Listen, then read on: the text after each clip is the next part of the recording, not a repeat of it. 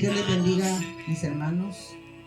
Doy gracias a Dios porque una vez más el Señor nos permite reunirnos y reflexionar en la palabra de Él en este domingo, en el que le damos a Él la honra y la gloria que se merece. Vamos a reflexionar en esta ocasión en el Evangelio según San Marcos, capítulo 1, los versículos del 1 al 8. La palabra de Dios dice de la manera siguiente: principio del Evangelio de Jesucristo, Hijo de Dios. Como está escrito en Isaías el profeta: He aquí yo envío mi mensajero delante de tu faz, el cual preparará tu camino delante de ti. Voz del que clama en el desierto: preparad el camino del Señor, enderezad sus sendas. Bautizaba Juan en el desierto y predicaba el bautismo de arrepentimiento para perdón de pecados. Y salían a él toda la provincia de Judea y todos los de Jerusalén, y eran bautizados por él en el río Jordán, confesando sus pecados. Y Juan estaba vestido de pelo de camello y tenía un cinto de cuero alrededor de sus lomos, y comía langostas y miel silvestre. Y predicaba diciendo: Viene tras mí el que es más poderoso que yo, a quien no soy digno de desatar encorvado la correa de su calzado. Yo a la verdad os he bautizado con agua, pero él os bautizará con Espíritu Santo.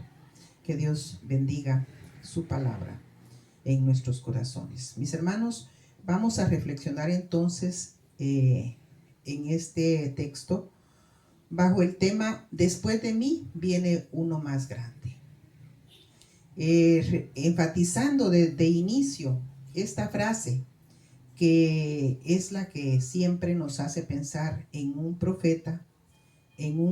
profeta grande, como dijo el Señor Jesús, que a pesar de ser grande, en ningún momento tomó gloria para sí mismo, sino que siempre reconoció que él nada más era un precursor, que detrás de él venía uno más grande, más poderoso.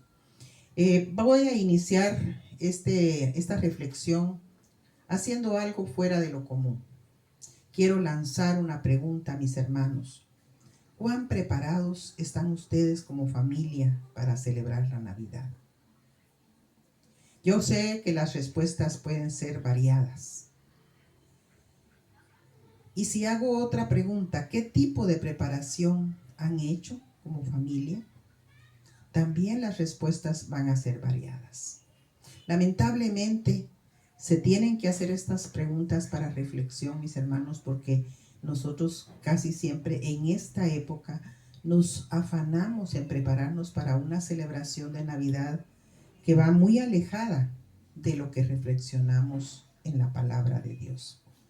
¿Por qué? Porque en este segundo domingo de Adviento, al encender la segunda vela y leer los textos, es necesario que nos detengamos a pensar que como iglesia somos llamados a preparar el camino del Señor. Oigamos bien esta frase: somos llamados a preparar el camino del Señor. Esa es la tarea que la iglesia ha hecho desde aquel primer siglo, cuando ya los primeros grupos cristianos están identificados. Hicieron la tarea de proclamación. Y los textos de estos domingos de Adviento son para llamarnos a ese propósito. ¿Pero lo estamos haciendo, mis hermanos? ¿O somos una iglesia callada, quieta? Imaginemos que esta iglesia desde el primer siglo hubiera venido así, callada, quieta, sin hacer la tarea de proclamación. Yo creo que hace muchos siglos la iglesia cristiana hubiera desaparecido y ahora solamente podríamos tal vez nosotros leerlo como historia del pasado. Pero no, gracias a esa tarea que la iglesia ha hecho en mayor o menor grado a través del tiempo, ahora estamos nosotros aquí.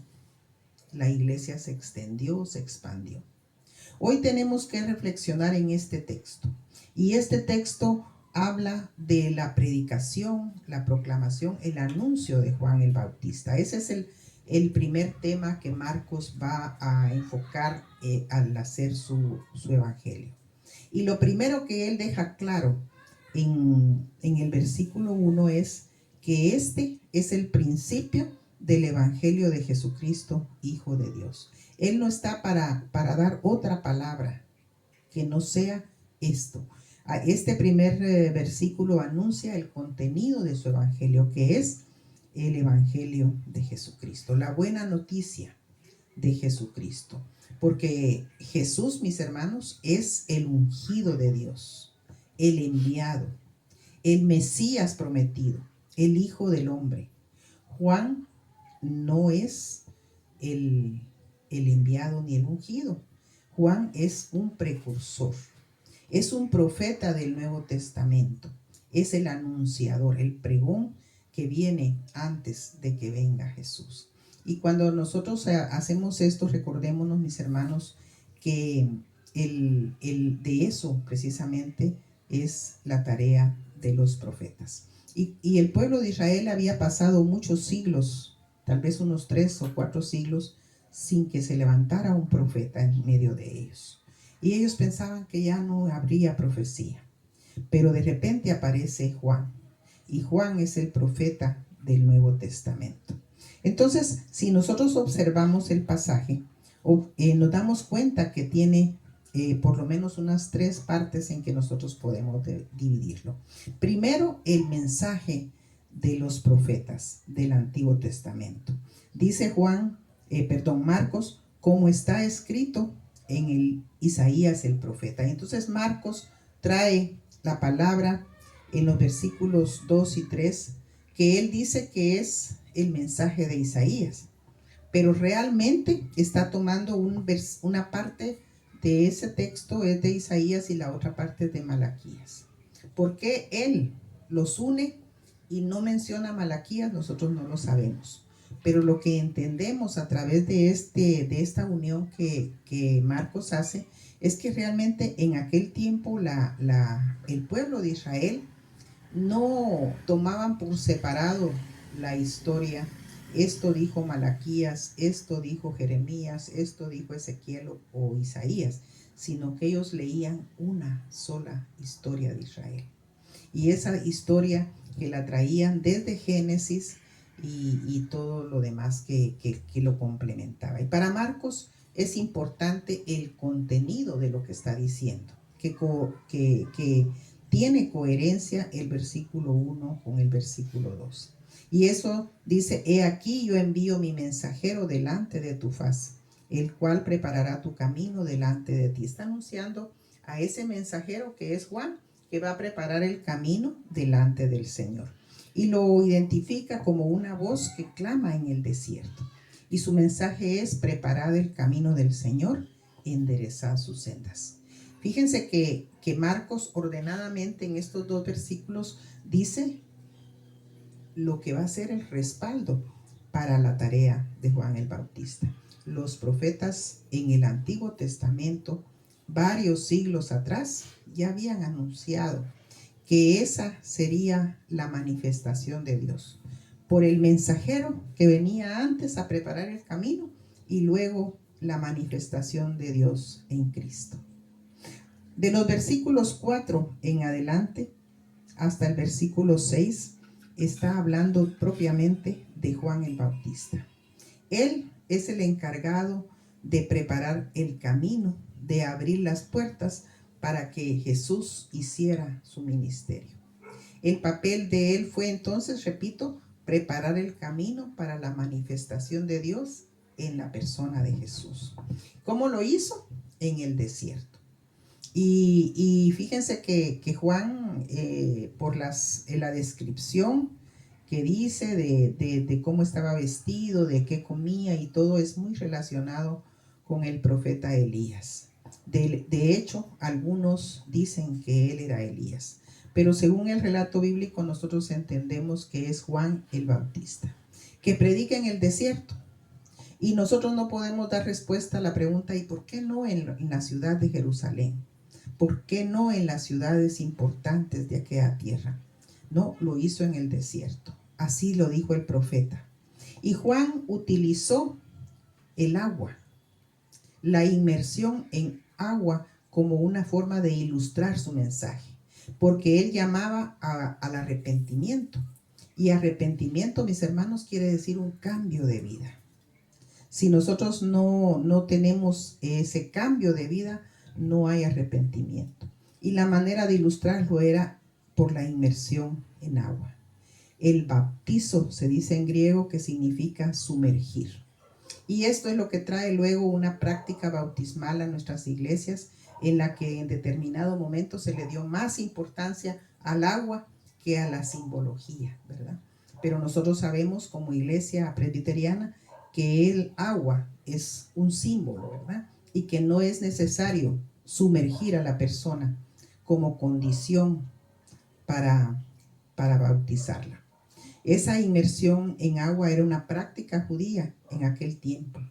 Era, pero algo diferente, ¿verdad? Un baño ritual que la gente hacía para después llegar ante el sacerdote, atestiguando que allá se habían purificado cuando tuvieron algún contacto con algo impuro.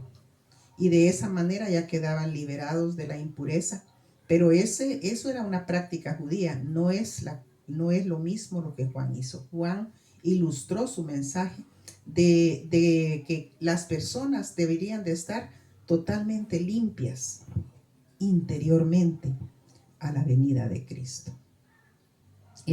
Está Juan diciendo a través de esa inmersión en el agua un llamado a una completa transformación de la persona, alejada de los pecados, alejada de toda cosa impura. Esa parte del trabajo de Juan. Y recordémonos, mis hermanos, que ahí mismo llegó Jesús a tomar también ese bautizo que hacía Juan el Bautista. Ahora, la tarea de él, como decimos, es preparar el camino. Pero preparar el camino no quiere decir el desierto propiamente dicho, sino el alma, el corazón, la mente de aquellas personas que oían su mensaje y que la palabra de Dios nos dice que venían de las ciudades a oírlo y que se arrepentían, confesaban sus pecados y se bautizaban, ¿verdad? Es decir, cumplían con este mensaje de Juan, con este proceso que él hacía. Pero hay un detalle que el evangelista lo anota en el versículo 7, y es el que yo hago alusión, en el título de esta reflexión. Porque Juan decía cuando predicaba: viene tras mí el que es más poderoso que yo, a quien no soy digno de desatar encorvado la correa de su calzado.